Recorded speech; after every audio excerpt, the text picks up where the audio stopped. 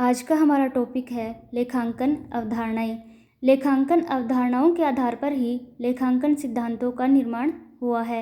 लेखांकन अवधारणा से आशय उन मूलभूत परिकल्पनाओं, नियमों तथा सिद्धांतों से है जिनके आधार पर व्यावसायिक लेन देनों का अभिलेखन, वर्गीकरण, सारांश व अंतिम खाते तैयार किए जाते हैं।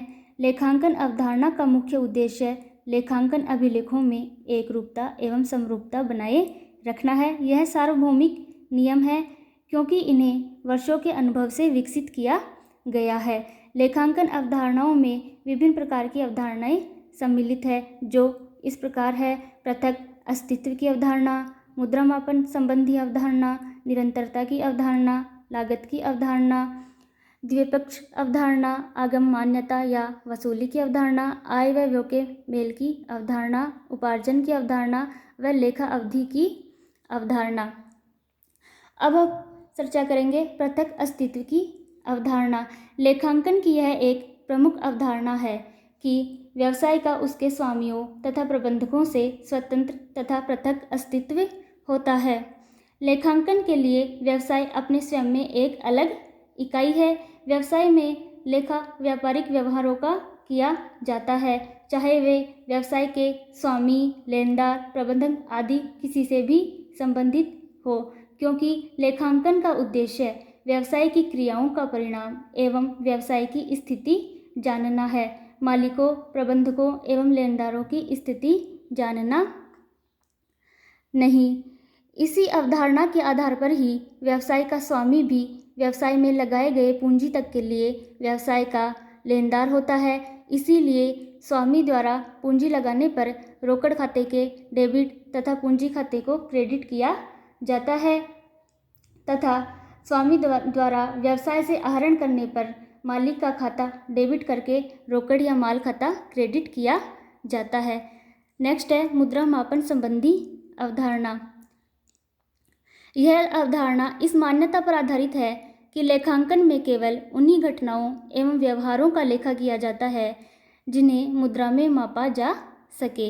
अमौद्रिक व अवित्तीय घटनाओं का कोई लेखा नहीं किया जाता।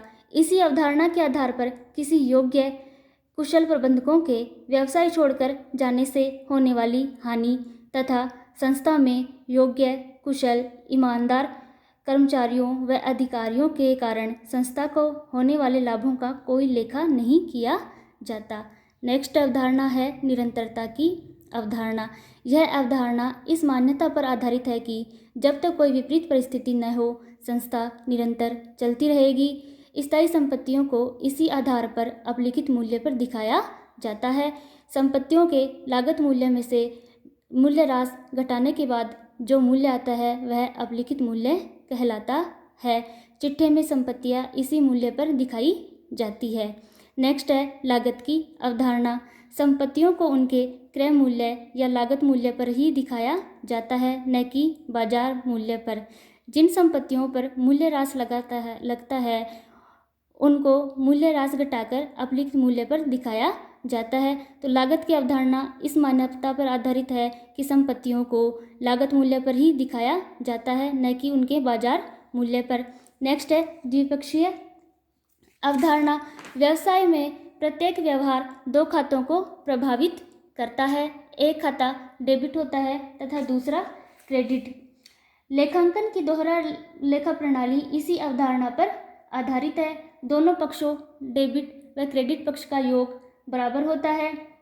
यदि किसी एक ही व्यवहार से अधिक खाते प्रभावित होते हैं तो भी डेबिट पक्ष के सभी खातों का योग क्रेडिट पक्ष के सभी खातों के बराबर होगा, जैसे कि मिश्रित प्रविष्टि।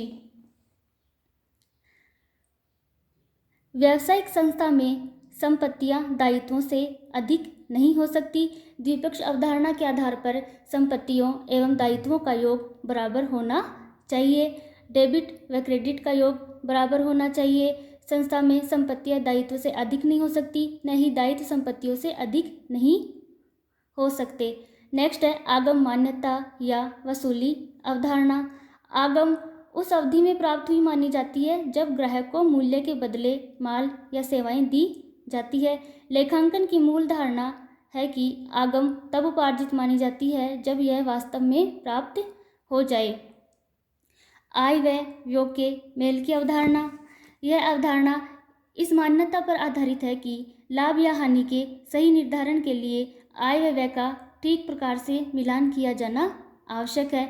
उन सब लागतों व व्ययों को घटाया जाना चाहिए जो आय प्राप्त करने के लिए किए गए हो।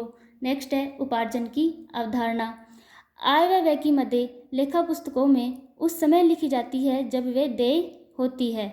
जैसे कोई व्यय चालू वर्ष का है तो चाहे वह नकद में चुकाया गया है या नहीं है, लाभ हानि का निर्धारण करने के लिए उसे सम्मिलित किया जाएगा। किंतु यदि कोई व्यय आगे के वर्षों से संबंधित है तो चाहे उसका नकद में भुगतान कर दिया गया हो, उसको लाभ हानि के निर्धारण के लिए शामिल नहीं किया जाएगा। यही बात आय के संबंध में भी लागू होती है। अतः लेखा नकद आधार पर नहीं रखा जाता बल्कि उपार्जन आधार पर ही प्रयुक्त होता है। नेक्स्ट है लेखा अवधि अवधारणा।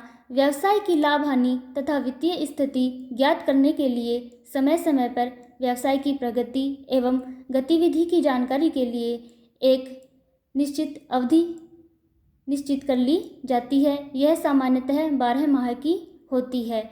यह लेखा अवधि वह समयावधि है जिसके अंत में वर्ष भर में किए गए व्यवहारों के आधार पर लाभ हानि खाता व चिट्ठा तैयार किया जाता है तथा पिछले वर्षों के वित्तीय विवरणों की सहायता से तुलनात्मक अध्ययन किया जाता है।